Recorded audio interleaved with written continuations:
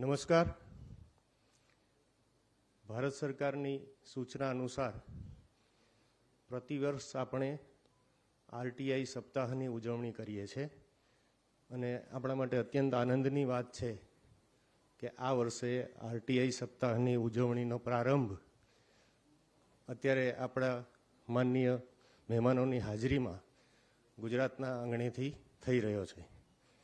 તો આરટીઆઈ સપ્તાહની ઉજવણીના શુભારંભ નિમિત્તે મંચ ઉપર ઉપસ્થિત મહાનુભાવો, અત્રે ઉપસ્થિત સિનિયર અધિકારી કર્મચારીઓ, નાગરિક સંગઠનોના પ્રતિનિધિઓ અને ઓનલાઈન જિલ્લાઓમાં જે જોડાયેલા છે એ તમામનું ગુજરાત માહિતી આયોગ વતી હું હાર્દિક સ્વાગત કરું છું.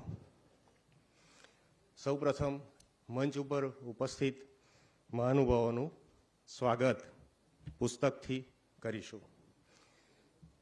માન્ય મુખ્ય માહિતી કમિશનર શ્રી સુભાષ સોની સાહેબને વિનંતી છે કે માન્ય મુખ્યમંત્રી શ્રીનું પુસ્તક દ્વારા સ્વાગત કરશે.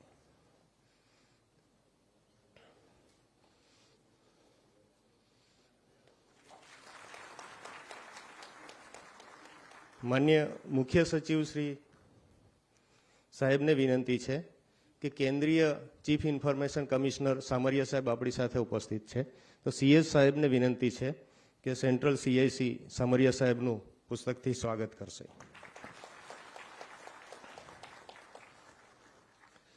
ચીફ સેક્રેટરી સાહેબ આટલો વ્યસ્ત સમય નીકાળીને આપણી સાથે અહીંયા હાજર છે, તો રાજ્ય માહિતી કમિશનર શ્રી રાજુભાઈ અય્યર સાહેબને વિનંતી છે કે સીએસ સાહેબનું પુસ્તકથી સ્વાગત કરે છે.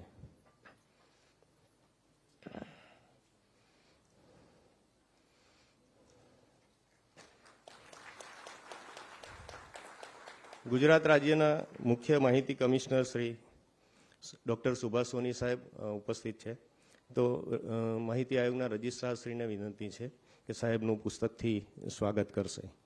રજિસ્ટ્રાર શ્રી.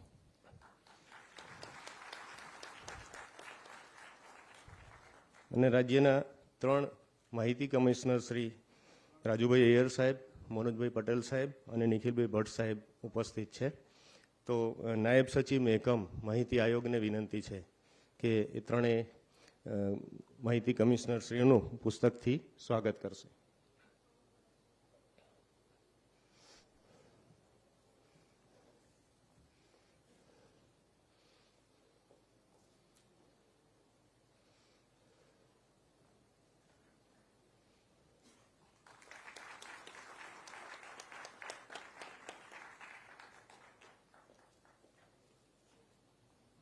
ત્રણેય સાહેબોનું.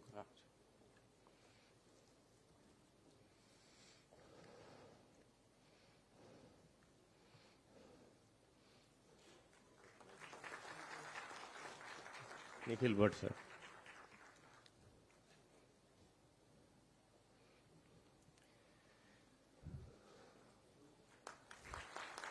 હવે ભારતીય પરંપરા અનુસાર કોઈ પણ શુભ પ્રસંગનો પ્રારંભ આપણે દીપ પ્રાગટ્યથી કરીએ છીએ, તો મંચ ઉપર ઉપસ્થિત મહાનુભાવોને દીપ પ્રાગટ્ય કરીને આજના શુભ પ્રસંગનો શુભારંભ કરાવવા વિનંતી છે.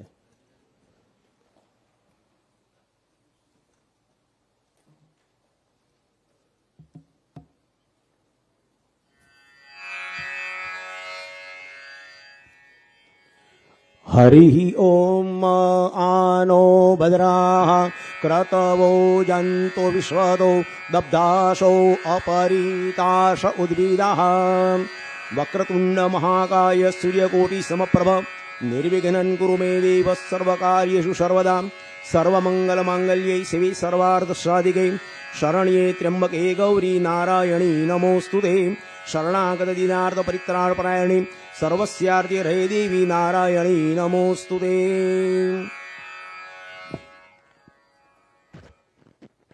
સર્વે મંચસ્થ મહાનુભાવોનો પુનઃ આભાર. હવે આરટીઆઈ કાયદાનો અસરકારક અમલ થાય એના માટે કાયદો જે સ્ટેક હોલ્ડર્સ છે એને સરળ રીતે સમજાય એના માટેનો એક પ્રયાસ કરવામાં આવ્યો છે. ગુજરાત માહિતી આયોગ અને સામાન્ય વહીવટ વિભાગ, એઆરટીડી અને સ્પીપા એના સંયુક્ત ઉપક્રમે આપણે કાયદાની જોગવાઈઓની બહુ જ સરળ સમજ આપતી એક લઘુ પુસ્તિકા દેટ ઇઝ પોકેટ બુક બનાવી છે અને જે ખૂબ ઉપયોગી થશે એવી અમને આશા છે. તો મંચસ્થ મહાનુભાવોને વિનંતી છે કે એ પોકેટ બુકનું અનાવરણ કરે અને રાજ્યની જનતા અને કર્મચારી અધિકારીઓનો ઉપયોગ કરે એના માટે એનું અનાવરણ કરે. પુસ્તિકાનું અનાવરણ કરીશું.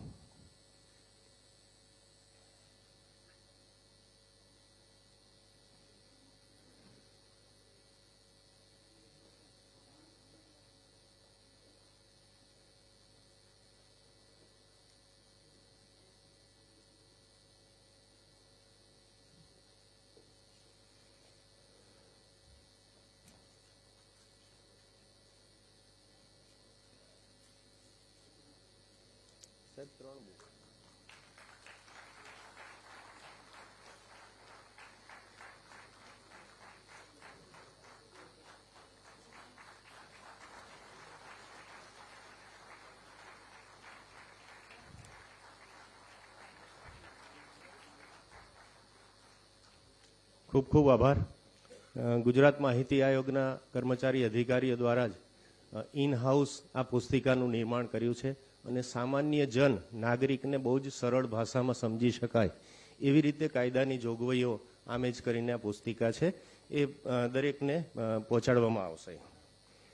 હવે આજનો સુપ્રસંગ ગુજરાતના આંગણે આરટીઆઈ વીક સેલિબ્રેશનનો પ્રારંભ કરીએ છીએ ત્યારે એની યાદગીરી રૂપે ગુજરાત માહિતી આયોગ તરફથી જે મંચસ્થ મહાનુભાવો છે એને સ્મૃતિ ચિહ્ન મોમેન્ટો યાદગીરી રૂપે આપવાનો કાર્યક્રમ છે. તો મુખ્ય માહિતી કમિશનર શ્રી ડૉક્ટર સુભાષ સોની સાહેબને વિનંતી કરીશ કે માનનીય મુખ્યમંત્રીશ્રીને સ્મૃતિ ચિહ્ન આપે એ આપણી યાદગીરી રહેશે. Honourable CM sir.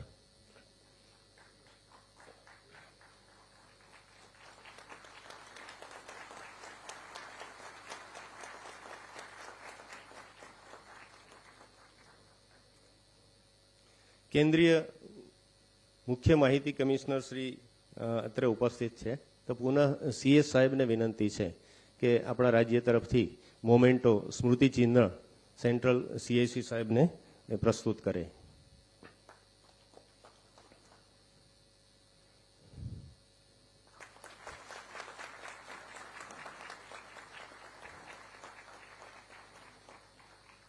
રાજ્ય માહિતી કમિશનર અય્યર સાહેબને વિનંતી છે કે સીએસ સાહેબને પણ સ્મૃતિ ચિહ્ન આપણે અર્પણ કરીએ છીએ એ એમના માટે એક મોમેન્ટો યાદગીરી સ્મૃતિ બની રહેશે.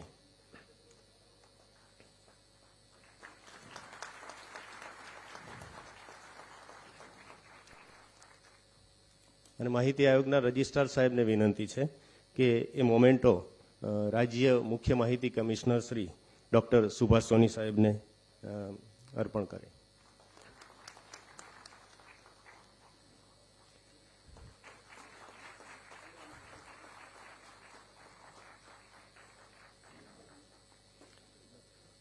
આપ સર્વેનો ખૂબ આભાર.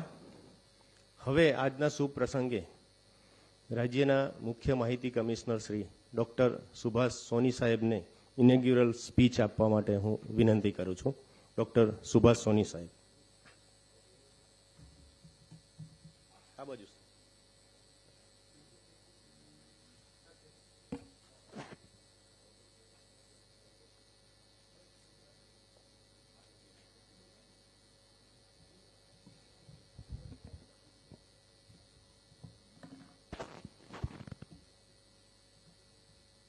રાજ્ય સરકાર અને સિવિલ સોસાયટી સહિતના સ્ટેક હોલ્ડર્સને સાથે લઈને ગુજરાત માહિતી આયોગ દ્વારા યોજાઈ રહેલ લોકશાહી પર્વ આરટીઆઈ સેલિબ્રેશન વીકની લોન્ચિંગ સેરેમનીમાં અમૂલ્ય સમય ફાળવીને તથા ગુજરાત માહિતી આયોગના આમંત્રણનો સહર્ષ સ્વીકાર કરીને પધારેલા રાજ્યના આદરણીય મુખ્યમંત્રી શ્રી ભૂપેન્દ્રભાઈ પટેલ સાહેબ, chief information commissioner of India respected Shri Hiralal Samariyaji, રાજ્યના મુખ્ય સચિવ આદરણીય શ્રી રાજકુમારજી, મારા કલીગ રાજ્ય માહિતી કમિશનર શ્રી એસ અય્યર, શ્રી મનોજ પટેલ, શ્રી નિખિલ ભટ્ટ, આયોગના આમંત્રણને માન આપીને ઓનલાઈન અને ઓફલાઈન આજે લગભગ આપણી સાથે 2000 ઉપર લોકો જોડાયા છે.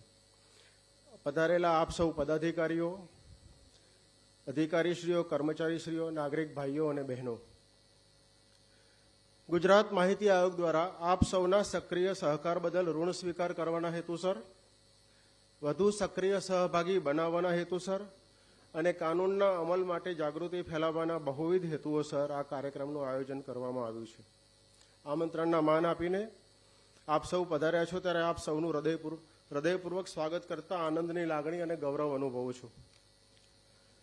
આપ સૌ જાણો છો, ખૂબ લાંબા પ્રજાકીય સંઘર્ષો, ન્યાયિક ચુકાદાઓ, રાજકીય વહીવટી તંત્રના હકારાત્મક અભિગમના કારણે બંધારણ દ્વારા નાગરિકને બક્ષવામાં આવેલ વાણી સ્વતંત્રતાના મૂળભૂત અધિકારને સાર્થકતા બક્ષે તેવો સનશાઇન કાનૂન ભારતીય સંસદે આપણને ભેટ આપ્યો છે. ભારતીય લોકશાહીના અનેક સીમાચિહ્નરૂપ કાનૂનોમાં મારી દ્રષ્ટિએ માહિતી અધિકાર અધિનિયમ શિરમોર છે. સરકાર જ્યારે પ્રજાવતી રાજ્યનો વહીવટ ચલાવે છે, નાણાકીય વ્યવસ્થાપન સંભાળે છે અને કલ્યાણકારી નીતિઓ ઘડે છે, ત્યારે તેમાં પ્રજાને સહભાગી થવાનો સુઅવસર આ કાયદાએ આપ્યો છે. આ કાયદા થકી નાગરિક જાણતો થયો છે, બોલતો થયો છે, પ્રશ્ન પૂછતો થયો છે અને પરિણામે રાજ્યની નીતિઓ પર અસર પાડી રહ્યો છે. પ્રજાની વાચાળતા, પ્રજાની જરૂરિયાતો, પ્રજાની માંગણીઓને ધ્યાને લઈને રાજ્યો અને રાષ્ટ્રની સરકારોએ સંવેદનશીલતા અને દીર્ઘદ્રષ્ટિ અપનાવીને અનેક કાનૂનોની રચના કરી છે અને તેનો અમલ કર્યો છે. આમ માહિતી અધિકાર અધિનિયમના આમુખમાં જણાવેલા લોકશાહીની સર્વોપરિતા, નાણાકીય સાધનોનો મહત્તમ ઉપયોગ, લોકોની સહભાગિતા, પારદર્શિતા, જવાબદારીને ઉત્તેજન, ભ્રષ્ટાચાર નિયંત્રણ, પ્રજાને જવાબદાર રાજતંત્ર, સરકારના કાર્યક્ષમ સંચાલન સહિત અનેકવિધ ઉદ્દેશો સિદ્ધ થઈ રહ્યા છે અને આ સતત ચાલનારી પ્રક્રિયા છે. મને કહેતા અત્યંત હર્ષ થાય છે કે આ પ્રજાલક્ષી કાનૂનના અમલીકરણમાં આપણા રાજ્યની સરકારે ખૂબ જ મહત્વની ભૂમિકા અદા કરી છે. શરૂઆતના સમયમાં કાયદાનું ગુજરાતીમાં ભાષાંતર, નિયમોની રચના, સેમિનાર્સ, ટ્રેનિંગ, ઠરાવો, પરિપત્રો વગેરે દ્વારા કાનૂનનો લેટર્સ એન્ડ સ્પિરિટમાં અમલ કરવા માટે ખૂબ જ ધગશ બતાવી જરૂરી નાણાકીય અને માનવીય સંસાધનોનું રોકાણ કરી ઉત્તમ વ્યવસ્થા તંત્રને ઉદાહરણ પૂરું પાડ્યું છે અને તેના ભાગરૂપે ગુજરાત માહિતી આયોગની રચના થઈ છે. આયોગ પાસે ઉપલબ્ધ માહિતી અનુસાર રાજ્યમાં કુલ 40,000 જેટલા જાહેર માહિતી અધિકારીઓ અને 13,600 ઉપરાંત પ્રથમ અપીલ અધિકારીઓ આ અધિનિયમની સાર્થકતા માટે ફરજો બજાવી રહ્યા છે. ગુજરાત માહિતી આયોગના વખતના રાજ્ય મુખ્ય માહિતી કમિશનરશ્રીઓ અને રાજ્ય માહિતી કમિશનરશ્રીઓએ તેઓના અનેકવિધ અનુભવો, જ્ઞાન, કૌશલ્યો અને ઉમદા અભિગમ અપનાવીને ઉજ્જવળ પરંપરાનું નિર્માણ કર્યું છે. સમગ્ર દેશમાં બહુ ઓછા રાજ્યોના માહિતી આયોગ પાસે ગુજરાત માહિતી આયોગ જેવી માળખાકીય સુવિધાઓ ઉપલબ્ધ છે.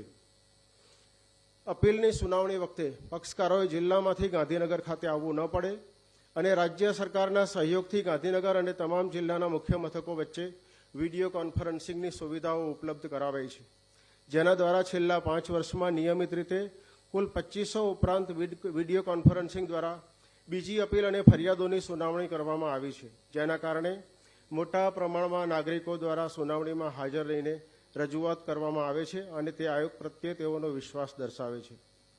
વિડીયો કોન્ફરન્સિંગની સુવિધાઓના કારણે કોરોના જેવી મહામારીના સમયે તે વખતના સોશિયલ ડિસ્ટન્સના નિયમોને ધ્યાને લઈને ગૂગલ મીટ જેવી ઓપન સોર્સ સુવિધાઓનો ઉપયોગ પક્ષકારોને આપવામાં આવેલ હતો, જેના કારણે નાગરિકોએ પોતાના ઘરેથી અને અધિકારીઓએ પોતાના ડેસ્ક પરથી સુનાવણીમાં ભાગ લીધેલ છે. કોરોના મહામારીમાં પણ આયોગે 9,000થી વધુ કેસોમાં ચુકાદાઓ આપ્યા છે. આ કાનૂનના સ્ટેક હોલ્ડર્સમાં નાગરિકો, જાહેર સત્તા મંડળો, અધિકારીઓ અને ગુજરાત માહિતી આયોગનો સમાવેશ થાય છે. આ તમામ સ્ટેક હોલ્ડર્સના સહયોગ વડે જ કાનૂનનો શ્રેષ્ઠ અમલ સંભવી શકે અને તેથી જ ગુજરાતના સિવિલ સોસાયટી ક્ષેત્રે કામ કરતા માહિતી અધિકાર ગુજરાત પહેલ અને તેના પ્રતિનિધિઓ સાથે નિયમિત વિચાર વિમર્શની પદ્ધતિ શરૂ કરવામાં આવી છે. ગુજરાત માહિતી આયોગ દ્વારા કાયદાના તમામ સ્ટેક હોલ્ડર્સને સાથે રાખીને ચાલવાનો કોલાબોરેટિવ અભિગમ અપનાવવામાં આવ્યો છે. રાજ્ય સરકાર દ્વારા સ્થાપવામાં આવેલ ક્વાસી જ્યુડિશિયલ ઇન્સ્ટિટ્યૂટ્સ પૈકી કદાચ આ એકમાત્ર એવી સંસ્થા છે કે જેને ગુજરાત વિધાનસભા અને ગુજરાત હાઈકોર્ટ સહિતના જાહેર સત્તા મંડળોના સંદર્ભે દ્વિતીય અને આખરી એપેલેટ ઓથોરિટીનું સ્થાન પ્રાપ્ત થયેલ છે. અધિનિયમનો મેન્ડેટ ન હોવા છતાં અનેક કિસ્સાઓમાં લોકોના અનેક પ્રશ્નોનો ઉકેલ આ કાયદાને કારણે થતો જોવા મળ્યો છે અને તેથી આ કાયદો ગ્રીવન્સ રિડ્રેસલના અસરકારક માધ્યમ તરીકે પોપ્યુલર બન્યો છે. ગુજરાત માહિતી આયોગને શરૂઆતથી અત્યાર સુધીમાં 1,35,000 બીજી અપીલો અને ફરિયાદો મળી છે, જે પૈકી હાલમાં માત્ર 6,000 અપીલો અને ફરિયાદો સુનાવણી માટે પડતર છે. નાગરિકોને ઓનલાઈન બીજી અપીલ કે ફરિયાદ કરવાની, પોતાના કેસનું સ્ટેટસ જોવાની, પક્ષકારોને પોતાની રજૂઆતો કે દસ્તાવેજો અપલોડ કરવાની અને આખરી હુકમ મેળવવાની સુવિધાઓ ઓનલાઈન ઉપલબ્ધ કરાવાઈ છે. આયોગની વેબસાઇટને વધુ પ્રજાલક્ષી બનાવવામાં આવી રહી છે. રાજ્ય સરકારના પોર્ટલ ઉપર ઉપલબ્ધ વિગતો અનુસાર રાજ્યમાં 11,044 જાહેર સત્તા મંડળો ફરજ બજાવે છે અને એ પૈકી 65% જાહેર સત્તા મંડળો માત્ર પંચાયત વિભાગ હેઠળ આવે છે. આ વિભાગ દ્વારા જો પ્રોએક્ટિવ ડિસ્ક્લોઝરને યોગ્ય રીતે અપડેટ કરીને મોડલ પ્રોએક્ટિવ ડિસ્ક્લોઝર બનાવવામાં આવે તો બાકીના જાહેર સત્તા મંડળો તેને અનુસરી શકે અને પરિણામે તે જાહેર સત્તા મંડળોને મળતી આરટીઆઈ હેઠળની અરજીઓમાં નોંધપાત્ર ઘટાડો કરી શકાય. આયોગ પાસે ઉપલબ્ધ માહિતી અનુસાર છેલ્લા 5 વર્ષમાં આરટીઆઈ હેઠળ મળેલ અરજીઓની સંખ્યા 5,50,000 જેટલી છે. આ અરજીઓ પૈકી 29% અરજીઓ ગૃહ વિભાગને, 27% અરજીઓ શહેરી વિકાસ વિભાગને અને 14% અરજીઓ મહેસૂલ વિભાગને સંબંધિત છે. આ 3 વિભાગોને સંબંધિત 70% અરજીઓ જો એનાલિસિસ કરવામાં આવે અને તે પૈકી કેટલીક માહિતી પ્રોએક્ટિવ જાહેર કરવામાં આવે તો તે વિભાગો પરનું પણ આરટીઆઈની કામગીરીનું કારણ હળવું થઈ શકે. આયોગને છેલ્લા 3 વર્ષમાં જે અપીલો અને ફરિયાદો મળી છે તેમાં પંચાયત વિભાગની 23%, શહેરી વિકાસ વિભાગની 17%, મહેસૂલ વિભાગની 16% મળી 56% અપીલો આ વિભાગોને સંબંધિત છે. તેનું પણ એનાલિસિસ થવું જરૂરી જણાય છે. આયોગ દ્વારા છેલ્લા 3 વર્ષમાં આપવામાં આવેલ ચુકાદા અન્વયે માત્ર 30% કેસોમાં માહિતી આપવાના હુકમો થાય છે. એનો મતલબ નાગરિકોમાં અધિનિયમ માટે વધારે જાગૃતિ, એમના અધિકારો માટે વિશેષ જાગૃતતા ફેલાવવાની જરૂર છે. તાજેતરમાં સુપ્રીમ કોર્ટ દ્વારા કેન્દ્રીય માહિતી આયોગ અને રાજ્યોના માહિતી આયોગને પ્રોએક્ટિવ ડિસ્ક્લોઝર્સનું મોનિટરિંગ કરવાના આદેશો આપવામાં આવેલ છે અને એટલા માટે ભારત સરકારના ડીઓપીટી મંત્રાલય દ્વારા 7/11/19ની યાદીથી પ્રોએક્ટિવ ડિસ્ક્લોઝર સંબંધમાં જે સૂચનાઓ આપવામાં આવી છે તેને લક્ષીને પ્રવર્તમાન પ્રોએક્ટિવ ડિસ્ક્લોઝરને વધુ સક્રિય બનાવવા અને તેના મોનિટરિંગની વ્યવસ્થાઓ ગોઠવવા માટે આયોગ દ્વારા અધિનિયમની કલમ 25(5) અન્વયે ભલામણો સ્વરૂપમાં કેટલોક સહયોગ રાજ્ય વહીવટીતંત્ર પાસેથી પ્રજાની આશા, આકાંક્ષા, જરૂરિયાતોની પૂર્તિ માટે અને આયોગ સમક્ષ રજૂ થતી અપીલોની સંખ્યા ઘટાડવા માટે માંગવામાં આવેલ છે. ભારત સરકારની ગાઈડલાઇન્સના અમલ માટે યોગ્ય નોડલ અધિકારીની નિમણૂક થાય, વિભાગ હસ્તકના તમામ જાહેર સત્તા મંડળ દ્વારા પ્રોએક્ટિવ ડિસ્ક્લોઝર્સની વેબસાઇટ પર યોગ્ય રીતે અપડેટ કરવામાં આવે અને એના પગલાંથી આપણે જાહેર આ લોકોને ન્યાય આપી શકીશું અને ઓપન ગવર્નમેન્ટનો અનુભવ પણ કરાવી શકીશું. પ્રોએક્ટિવ ડિસ્ક્લોઝર અન્વયે વિવિધ જાહેર સત્તા મંડળોએ તેઓના કાયદા, નિયમો, સ્થાયી હુકમો, નીતિઓ, વિવિધ લાભાર્થીલક્ષી યોજનાઓ, ફોર્મ્સ, તેની મંજૂરીની પ્રક્રિયાઓ, મંજૂર થયેલ બજેટ, મળેલ ગ્રાન્ટ, થયેલ ખર્ચ, ભરતી પ્રક્રિયાઓ, બહાર પાડવામાં આવે ટેન્ડર્સ, વર્ક ઓર્ડર્સ, કરારો વગેરે જાહેર કરવાના છે, જેથી લોકોને માહિતી માટે અરજી ન કરવી પડે અને ઓપન ગવર્નમેન્ટનો નાગરિકોને અહેસાસ થાય. આવું કરવાથી લાભાર્થી યોજનાનો અમલ કરતા તંત્રો અને લાભાર્થીઓની વચ્ચે આવતા કેટલાક તત્વો અને ગેરસમજને દૂર કરવાનો પણ અવસર પ્રાપ્ત થશે. માહિતી અધિકાર અધિનિયમની જોગવાઈઓના અપૂરતા જ્ઞાન કે અન્ય કારણોસર કેટલાક અરજદારો પૈકીના ચોક્કસ વર્ગ દ્વારા જોઈતી માહિતીની ચોક્કસ વિગતો દર્શાવ્યા સિવાય અતિ વિસ્તૃત સમયગાળાની અને વિશાળ પ્રમાણમાં માહિતીની માંગણી કરીને વહીવટી તંત્ર ઉપર બોજો ઊભો કરવામાં આવે છે. પરિણામે જેન્યુઇન લોકોની અપીલ સાંભળવામાં વિલંબ થાય છે અને વહીવટી અને વ્યવસ્થા તંત્રની અસરકારકતા ઘટે છે. લોકશાહીના ઉચ્ચ આદર્શોને મૂર્તિમંત કરવા માટે ઘડવામાં આવેલ આવા આદર્શ કાનૂનનો હિત ધરાવતા તત્વો દ્વારા દુરુપયોગ ન થાય તે માટે પણ સૌ સ્ટેક હોલ્ડર્સે સાથે રહીને કામ કરવાની જરૂર છે. પુનઃ આશા રાખું છું કે રાજ્યના તમામ જાહેર સત્તા મંડળ દ્વારા વધુને વધુ માહિતી પ્રોએક્ટિવ ડિસ્ક્લોઝર્સના ભાગરૂપે જાહેર કરવામાં આવે અને નાગરિકો દ્વારા માહિતી માંગવા માટે વિવેક દાખવવામાં આવે. આયોગ શક્ય તેટલી ઝડપે તેની સમક્ષ પડતર અપીલ અને ફરિયાદોનું નિરાકરણ કરવા કટિબદ્ધ છે, પ્રયત્નશીલ છે અને રહેશે જ. આપ સૌની હાજરી આ લોકાભિમુખ કાનૂનના અમલ માટેની આપની પ્રતિબદ્ધતા દર્શાવે છે. મને ખાતરી છે કે આપણા સૌના સહિયારો પ્રયાસોથી આ કાનૂનના હેતુઓ જરૂર સિદ્ધ થશે, નાગરિકો કલ્યાણ રાજ્યનો અનુભવ કરશે અને લોકશાહી વધુ સમૃદ્ધ થશે. આ પ્રસંગે આપ સૌને ખૂબ ખૂબ શુભેચ્છાઓ અને આપ સર્વનો ખૂબ ખૂબ આભાર. જય જય ગરવી ગુજરાત, જય હિન્દ.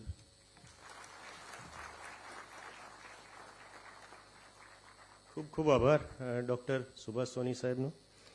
હવે આપણા લોકલાડીલા માનનીય વડાપ્રધાન શ્રી નરેન્દ્રભાઈ મોદી સાહેબ આરટીઆઈ કાયદા ઉપર એમના પ્રેરક પ્રવચનના કેટલાક અંશો અમે ખૂબ પ્રયાસ કરીને સંકલિત કરીને એક નાનકડો વિડીયો બનાવ્યો છે. મોદી સાહેબનું વિઝન એમાં પ્રગટ થાય છે. તો હું વિનંતી કરીશ મોદી સાહેબના પ્રવચનોનો સંકલિત અંશોનો વિડીયો આપ સૌને આપણે નિહાળીશું. ये बात सही है कि सूचना के अधिकार से सबसे पहली बात सामान्य से सामान्य व्यक्ति को जानने का अधिकार हो, लेकिन वहां सीमित न हो, उसे सत्ता को क्वेश्चन करने का भी अधिकार हो. और यही लोकतंत्र की बुनियाद है. एक बात निश्चित है कि जो डिजिटल इंडिया का सपना है वो एक प्रकार से आरटीआई की जो भावना है उसके साथ पूरक है. क्योंकि जब चीजें ऑनलाइन होने लगती है तो अपने आप ट्रांसपेरेंसी आती है और शासन और जनता के बीच ट्रस्ट होना चाहिए और ट्रस्ट थ्रू ट्रांसपेरेंसी होता है. अगर ट्रांसपेरेंसी है तो ट्रस्ट आता ही है. और इसलिए डिजिटल इंडिया का जो सपना है वो चीजों को जितना ऑनलाइन करते जाएंगे, जितना ओपन करते जाएंगे, सवालिया निशान कम होते जाएंगे. एम्पावर्ड सिटीजन हमारे लोकतंत्र का सबसे मजबूत स्तंभ है. जो आज के आधुनिक इंफॉर्मेशन हाईवे के 5 पिलर्स हैं जिन पर हम एक साथ काम कर रहे हैं. ये 5 पिलर हैं: ask, listen, interact, act and inform. अगर साथियों सिस्टम में जितनी ज्यादा ट्रांसपेरेंसी बढ़ती है, इंफॉर्मेशन का फ्लो आसान होता है, उतना ही लोगों का सरकार के प्रति भरोसा बढ़ता है. निश्चित तौर पर सूचना के इस प्रवाह में सेंट्रल इंफॉर्मेशन कमीशन की भी बहुत महत्वपूर्ण भूमिका रही है. पर मैं एक और विषय चर्चा में लाना चाहता हूं. हमारे देश में आरटीआई एक्ट की तरह ही एक्ट राइटली के सिद्धांत पर भी गंभीरता से ध्यान दिया जाने की आवश्यकता है. यानी अधिकार के साथ ही कर्तव्य की भी बात, नागरिकों के अधिकार के साथ ही उनके कर्तव्य क्या है, इस बारे में भी जागरूक किया जाना बहुत ही अहम है. और मैं मानता हूं सीआईसी जैसी संस्थाएं हैं जहां पर पब्लिक इंटरेक्शन इतना ज्यादा होता है, वहां लोगों को एक्ट राइटली के बारे में ज्यादा बेहतर तरीके से समझाया जा सकता है. कई बार ऐसा देखा जाता है कि कुछ लोग जन सामान्य को मिले अधिकार को अपने फायदे के लिए गलत इस्तेमाल करने के लिए उपयोग करते हैं. ऐसी गलत कोशिशों का भार भी व्यवस्था को ही उठाना पड़ता है. साथियों, अधिकार की बात करते हुए अपने कर्तव्यों को भूल जाना, संविधान द्वारा जो अपेक्षाएं की गई हैं उन्हें भूल जाना लोकतंत्र की मूल भावना के खिलाफ है. टेक्नोलॉजी का इस्तेमाल, नई सुविधाओं का इस्तेमाल मानव हित में हो, तभी मैं समझता हूं उसका उपयोग है। इससे किसी की स्वार्थ सिद्धि तो नहीं हो रही है, इसे देखना भी हम सबका कर्तव्य है। ये बात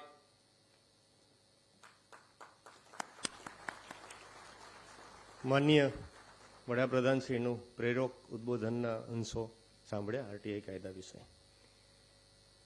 अब केंद्रीय मुख्य सूचना आयुक्त श्री हीरालाल सामरिया साहब उपस्थित है हमारे साथ।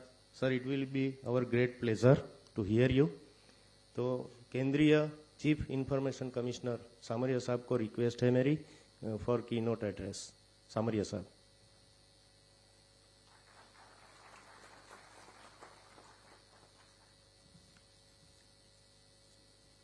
Thank you. Honorable Chief Minister of Gujarat, Shri Bhupendra Bhai Patel ji, Chief Information Commissioner of Gujarat, Dr. Subhash Chandra Soni ji, Chief Secretary, Government of Gujarat, Shri Rajkumar ji,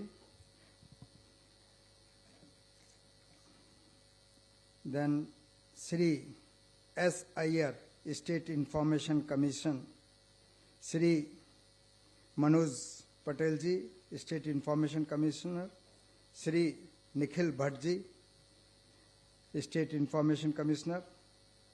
Sir, I extend my warm greetings to all of you, sir.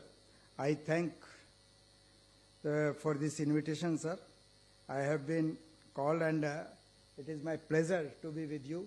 And seeing Gujarat itself, particularly today, sir, when I was moving from guest house to this place, lot of development. I came 4 years before here, sir. Honorable PM's program, only for that I only came. But today, after 4 years also, a lot of changes, roads and a lot of gardens and beautification. Excellent, sir. And I dream that the country should become like this, whole country should become like this. So that is my dream, sir. Sir, now we come to the RTI Act, sir. As already Dr. Subhash Chandra Soni ji has told, RTI Act itself, sir, it is a very pious act, very holy act, and we call it as a Sunshine Act also. RTI Act, because as Honorable PM was also mentioning, it empowers, it gives the strength to the common man, citizen. It empowers. It is just like his right to get the full information. So, sir, we all know to get any information from any government department is very difficult. To enter in any tehsil office or in the police station or even in block office, to get even a single certificate, their own certificate, caste certificate, income certificate, or any type of certificate, it becomes Herculean task for the common man. So, to get a information is a very difficult task, but thanks to this RTI Act, it has empowered the all citizens and it has given them access to all departments at all level. That itself is great, sir. And as already told, it promotes the transparency, accountability, and naturally, once the transparency is there, accountability is there of all the persons who are taking decision, that makes a citizen-centric governance. So, sir, it is a link, because it is all we dream that it should be citizen-centric governance, it should be efficient governance, and all it can come if the system is transparent, if our government is transparent, what they are taking decision is in the favor of the society, in the favor of the country, in the favor of each individual, means that then only our system can be better. So, sir, this RTI Act empowers, we can say, to the citizen to get the information, and in terms, it gives a citizen-centric governance. Sir, even the private companies, or we can say, which are the private authorities, though they don't come directly under the RTI Act, but we can take information if they are being governed by the any government rules, or they are being governed by any regulatory system. like sir, in UGC, we have all deemed universities, though the deemed universities are private universities, but we can, through the UGC, we can ask the information through them. Like we have now many private medical colleges are coming, and in private medical colleges, it is a dream of every parent if their wards, if their children are studying in the medical college. So they want to know that medical college, are they having the sufficient professors, sufficient faculty, assistant professors, sufficient equipments, infrastructure. So to know all that, when they go directly to the medical college, they refuse. They say, "No, we will not. हम नहीं देंगे. We don't come under RT Act." But then we ask the National Medical Commission to put all the things on the website of each medical college and on their website also, because National Medical Council, the National Medical Commission, they conduct regularly their inspection, their assessment of all the medical colleges. So we ask them to put. So like that, it is being controlled. Sir, as already told, RTA Act itself says that under Section 4B, that each institution, each government institution plus even the private institutions, they should put maximum information. They should disclose their maximum information and they should put on their website so that everybody can see what is the information, what is the available in the particular institution. So that is a very important section of this Act, sir. Then we have the exemption clauses also. Section 8, through the Section 8, it gives the exemption. And sir, we say actually it is give the information should be a norm. And if any exception, it should be any exemption should be an exception. So whenever our public authority is asking any exemption, then it should be exception, and it should be in a very, when it is required, then only exception should be asked. What was happening, sir, like if a person is asking third-party information, then under 8.1J it cannot be given. What happens generally, some fellows, they misuse it, particularly against their senior officers, even for to harass the government employees, or even to others also. They want information, their Aadhaar card, their address, their phone number. So we say under 8.1J it should not be given. So all this, if there is inquiries going on, it can affect the disciplinary authority also if he is conducting inquiry. So all these exemptions are there. So these what we say, though there are exemptions, but it should be used as an exception. It cannot become a part of it actually. Then sir, as I have already told, it cuts the red tapeism, it reduces the bureaucratic delays. Otherwise, earlier the fellows were not taking action. So under RTA Act, if a person is, if he gives an application, he says, please tell me what is the action has been taken. So under RTA Act, the CPIO gives the information. Yes, your complaint has come or your application has come, and now the action is being taken. It is under process, and the action will be completed by such and such time. So this is how the RTA Act empowers the citizens of this country. Sir, seeing this RTA Act, now there are many other countries are also coming. Recently, Mauritius came to us, even Indonesia is coming. So the nearby countries are also coming. They also want to go for the transparency. They also want to adopt our RTA Act so that it can be, they can also empower their citizens. Sir, then we have, the Supreme Court has told us that all the state information commissions and the CIC should have hybrid mode, and they should go for digitization in all, sir. But anyhow, CIC, Central Information Commission, we have already gone for the e-registration. All it is available on the website, means a person can go for e-registration, he can put his RTA online, and he can get even his reply also on online. Everything is available on online. In addition to that, because we cover the whole country, so we do our all hearings through the video conferencing. Suppose if I want to talk to a person who is sitting in Chennai or in Trivandrum or in Coimbatore or in Calcutta, then through video conferencing only we do. And all our every file is only on online. Even all our hearings in all benches are on online only. Means we just see, we don't have any on paper. We see all the cases, all what is his RTA application, then afterwards what is the reply of the CPIO, then what is the first appeal, what is the first appellate authority order, second appeal, then what is the latest submission, all it is available online. So just we scroll and we get the full information, and accordingly then we do, when we are doing the hearing, at that time we can hear both the CPIO public information officer and the appellant, and after seeing them, then even we give the judgment also. Most of the time we try that the judgment can be given on the same day or in the maximum on the next day, and we put on the website. So all our judgments are on the website actually.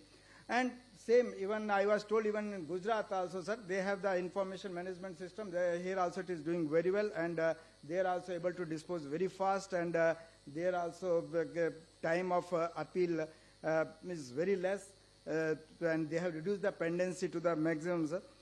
So then we have a national federation for all these state information commissions. So what this national federation does, sir?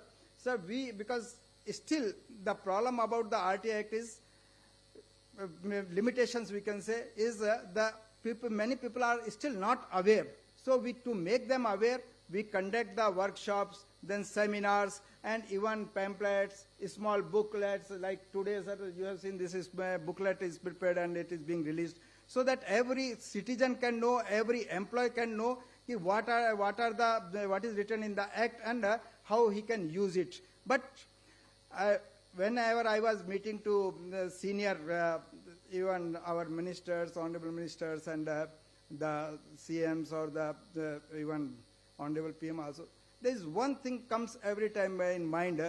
It is being, this even RTI Act is being misused. So that is true. About 20-25% people, they misuse the RTI Act. They put multiple applications. Even there are persons who are putting in 1,000 applications also. So they are misusing actually. And they want to harass somebody. They want to exploit. Some fellows, they have made it as a full-time job also. They means that is not correct. And even they want to exploit money also. Some fellows, so that is the problem. But we should not forget RTI Act, because though 20-25% may be misusing, but we should not forget that 80% people who are applying, they are genuine. And sir, as soon as our notice goes, when we send the notice, because for hearing, and with the notice we send the RTI application also, our RTI application also goes. So we see the department to whom the notice goes, they become active. They immediately take out the file.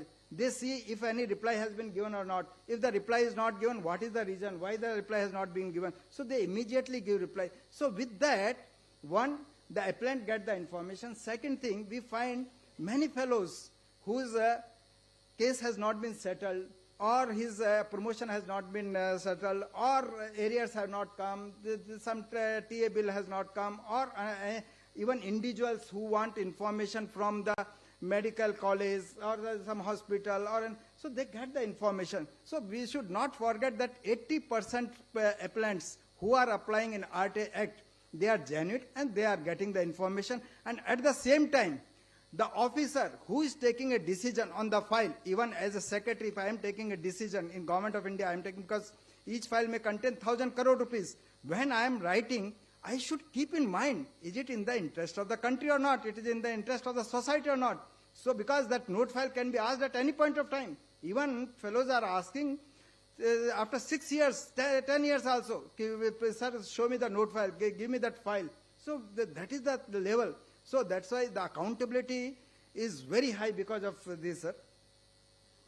Sir, as I have already mentioned, hybrid mode of hearings are going on, and the persons who are locally available, we ask them to, we hear them in person also. And now I will be happy to announce, sir, that in all the states, now the hybrid mode is going on, and e-registration has been done as per the Honorable Supreme Court order also, sir. And even in our Central Information Commission, sir, we are able to dispose of almost 100% of the cases, and government is very cooperative with us, and we thank, sir, our Honorable PM and the government for giving us this support, sir. I thank you also, sir, for giving us, for inviting me here. Thank you, sir. Thank you very much. Sir thank you very much. We are very much happy to here you. અને હવે આપણા માનનીય મુખ્યમંત્રી શ્રી આપણી સાથે ઉપસ્થિત છે, તો માનનીય મુખ્યમંત્રી શ્રીને હું વિનંતી કરું છું પ્રેરક ઉદ્બોધન માટે.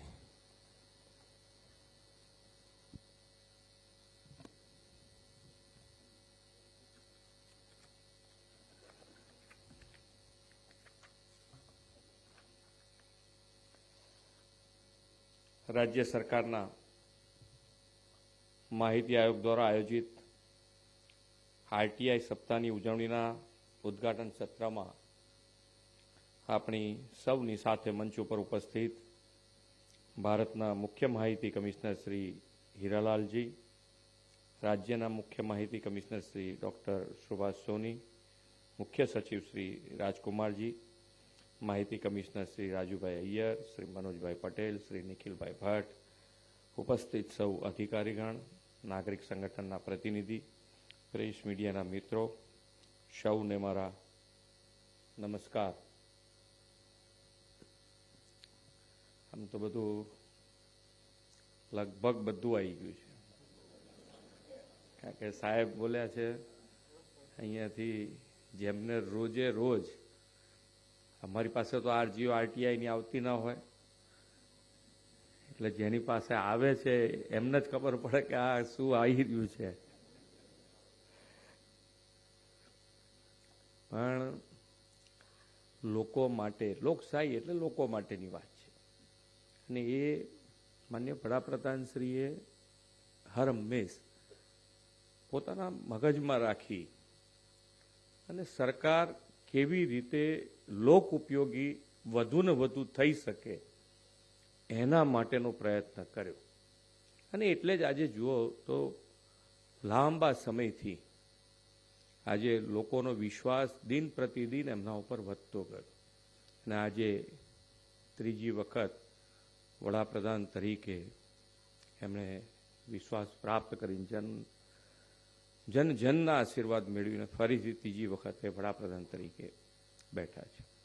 અને જ્યારે દેશ, અને આટલો મોટો દેશ આર્થિક મહાસત્તા તરફ કેવી રીતે આગળ વધી શકે એ કોઈને ખ્યાલ આવ્યો ના આવ્યો એમાં આપણે અત્યારે વિષય નથી, પણ જેટલા લોકશાહીમાં દરેકે દરેક નાગરિક આની અંદર જોડાયો, અને જોડાવાના કારણે આજે આપણો દેશ આર્થિક રીતે પણ મજબૂતાઈથી આગળ વધી રહ્યો છે. અને તમે દરેક વખતે આરટીઆઈ એક થોડુંક અત્યારે જેમ અહીંયાથી હમણાં આપણા રીરાલાલજી જે કીધું કે ભાઈ આરટીઆઈ અને આરટીઆઈના કારણે નેગેટિવિટી અધિકારીગણ હોય કે પબ્લિક હોય, પ્રજાજન હોય, બધાએ હક અને ફરજ લોકશાહીમાં બંને સાથે છે, પણ ઘણી વખતે કોઈક જગ્યાએ આપણે હકની ઉપર એટલું બધું મગજ દોડાવી નાખીએ કે આપણી ફરજનું પછી આપણને ભાન જ ન રહે, અને એના કારણે એકબીજા સામે જેમાં આપણે સહયોગ થવાનું છે, એકબીજાને સહયોગી પૂરક બનવાનું છે, એની અંદર પણ સામસામે છે. કોઈ આરટીઆઈ એ કરી એટલે આપણે આરટીઆઈમાં જેને જવાબ આપવાનો છે એને તો એમ જ લાગે કે આ આપણો દુશ્મન આવી ગયો સામે. હવે એવું જેને એટલે આ જે ભાવ અંદર ઊભો થઈ ગયો છે એને એક તો પહેલો ખાળવો પડે. આપણે બધાએ ભેગા થઈને પ્રજાજનોથી માંડીને અહીંયા બેઠેલા બધા જ આપણે કે આ એક નેગેટિવ ભાવ આપણે કાઢવો જ પડે.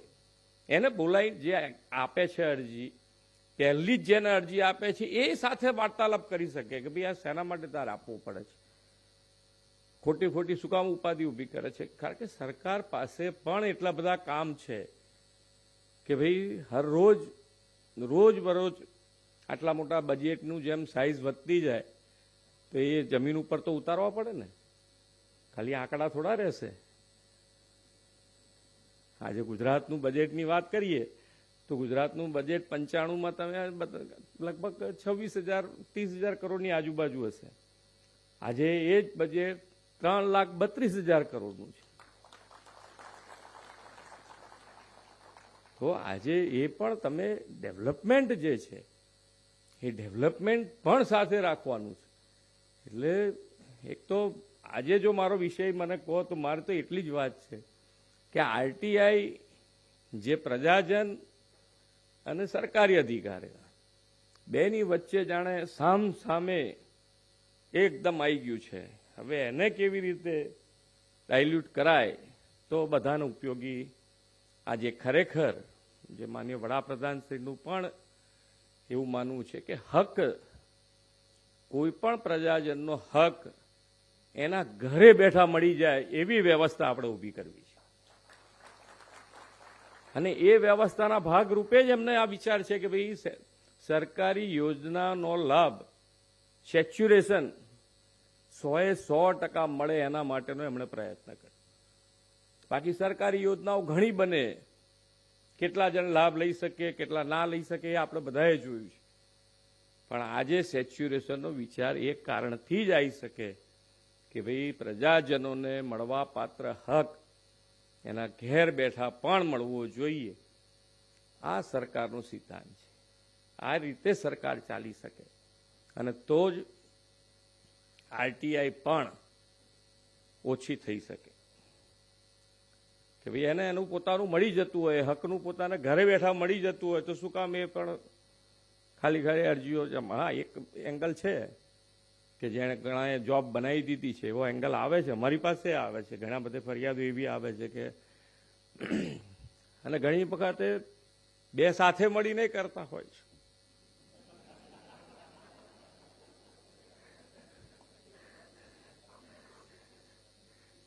બે સાથે મળીને ત્રીજાની ઉપર એંગલ બનાવ્યો હોય.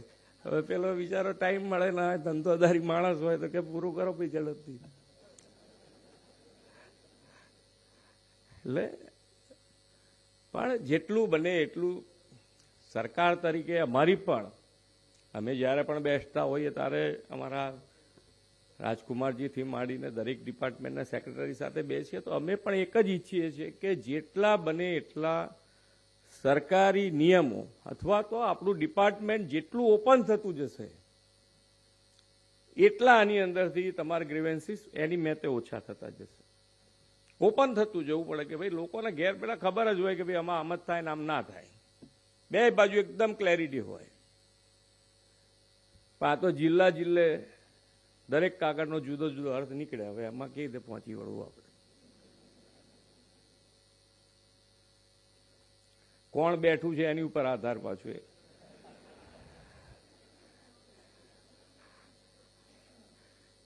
આ તો પછી રાહ જોવી પડે એમ કે ક્યારે ટ્રાન્સફર થઈને જાય.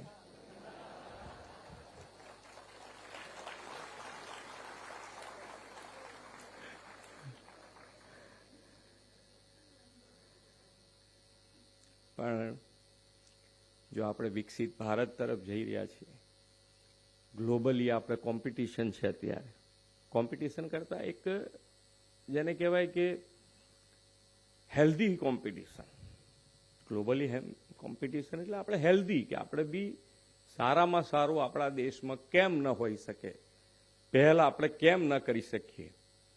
અને એને આજે આપણે માનનીય વડાપ્રધાન શ્રી 2047 સુધીમાં વિકસિત ભારત બનાવવા ઈચ્છે છે. તો વિકસિત ભારત આપણે જો બનાવવું હશે તો આપણે બધા જ, આપણને બધાને ખબર છે કે ભાઈ આપણે બધા એક થઈને ચાલીએ છીએ. ધારો કે વાવાઝોડું ગુજરાતમાં આવ્યું તો પ્રજાજનો, ચૂંટાયેલી પાંખ, સરકારી અધિકારી એક થઈ ગયા. એક તમે જુઓ એનું રિઝલ્ટ જુઓ, આજે દેશ અને દુનિયાએ વખાણ્યું એ રિઝલ્ટ. તો આપણે બધા એક થઈને જો આગળ વધીશું તો જે માનનીય વડાપ્રધાનશ્રીનો સંકલ્પ છે કે 2047 સુધી આપણે વિકસિત ભારત બનાવવું છે, તો વિકસિત ભારત માટે આપણે સૌ સાથે મળી એક થઈ પ્રજાજનોને કોઈ મુશ્કેલી, લોકશાહીમાં પ્રજાજનોને કોઈ મુશ્કેલી પડવી જ ન જોઈએ. અને એ જો આપણે કાઢી શકીશું તો આપણને લાગે છે ત્યાં સુધી ગુજરાત માનનીય નરેન્દ્રભાઈના સંકલ્પમાં સૌથી લીડ લઈને આગળ વધશે. એ જ અભ્યર્થના. ભારત માતા કી જય. વંદે માતરમ. જય જય ગણેશ.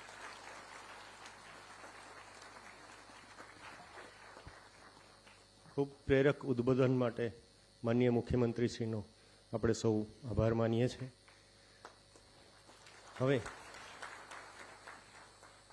આટલો સુંદર કાર્યક્રમના આયોજનમાં સહભાગી થવા માટે માનનીય મુખ્યમંત્રીશ્રી સમય ફાળવ્યો, અત્રે ઉપસ્થિત રહ્યા, એટલે આયોગ તરફથી એમનો આભાર વ્યક્ત કરું છું.